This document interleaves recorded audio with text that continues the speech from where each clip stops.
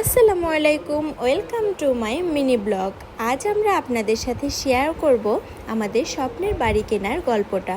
গ্রাম্য রাস্তা উপভোগ করতে করতে আমরা চলে যাব এখন আমাদের বাড়ি কেনার উদ্দেশ্যে। তারপর আমরা এখান দিয়ে একটি ছোট্ট নদী পার হব, আর ছোট্ট নদী পার হলেই আমাদের এখানকার বাজার। আর এখানে বাজারে আসার পর আমরা ব্যাংকে যাব, আর এখানে বাজার থেকে ব্যাংক খুবই কাছে। আর সর্বপ্রথমে বলে দেই, আমরা যত লেনদেন করি সবই আমরা ইসলামী ব্যাংক থেকে করি। তারপর এখানে আজকে আমাদের বাবাটাও আমাদের সাথে যাবে। আর ফাইনালি আমরা এখানে ব্যাংকে আসি আর আমাদের সকল ডকুমেন্ট ফিল আপ করে নিই। সকল ডকুমেন্ট ফিল আপ করার পর আমরা আমাদের এখন টাকাটা বুঝে নেব। এখানে হিসাবরক্ষক ক্যাশ কাউন্টার থেকে মেশিন দ্বারা আমাদের টাকাগুলো গুনে দিচ্ছিলেন।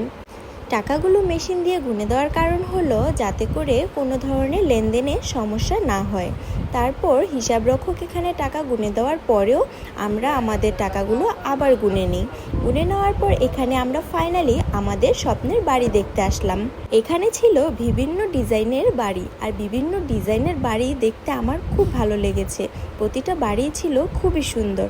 আর এখান থেকে যেই বাড়িটি সবচেয়ে বেশি পছন্দ হয়েছে সেটি আজ আমরা বাসায় নিয়ে গেলাম।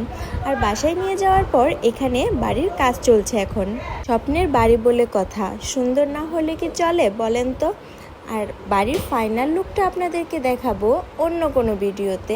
সেই পর্যন্ত ভালো থাকবেন, সুস্থ থাকবেন। আজকে ভিডিও এই পর্যন্তই। আল্লাহ হাফেজ।